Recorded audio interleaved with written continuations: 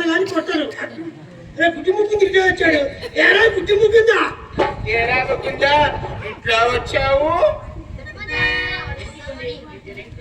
ఏ మాట ఆడతావురా? ఏ మాట ఆడతావు? కదా గుడ్డాట గుడ్డాట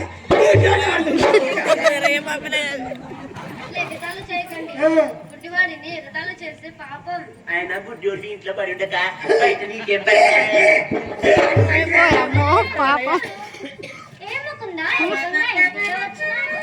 ఆడుకుందామని వచ్చా హనుమా. కానీ వీళ్ళేమో గుడ్డోడివి నువ్వేం ఆడుకుంటావు గుడ్డాట అని ఎగతాళి చేశారు. అవునా ముకుందుని ఎగతాళి చేశారా? ఉన్నమాట అంటే ఎగతాళి ఎందుకు అవుతుంది హనుమా?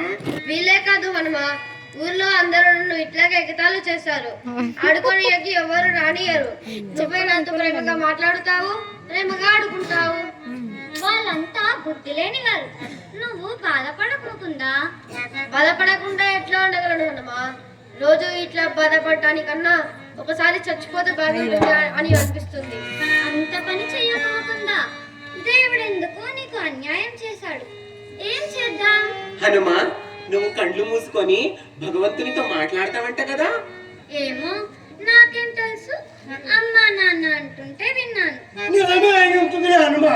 ఈసారి భగవంతుడితో మాట్లాడినప్పుడు ఈ ముకుందుడికి కళ్ళు కావాలని బాగా ప్రార్థించున్నాయినా. నిజంగానే పిచ్చి పట్టిందిరా. హనుమా ఏమిటి భగవంతుడికి కళ్ళు తెప్పించడం ఏమిటి? అట్లే చూసావా హనుమా, వీళ్ళు కూడా నిన్ను ఎగతాళి చేశారు. వీరు నన్ను ఎగతాళి చేయలేదు, నాలో ఉన్న భగవంతుని ఎగతాళి చేశారు. భగవంతుడు ఉన్నాడా?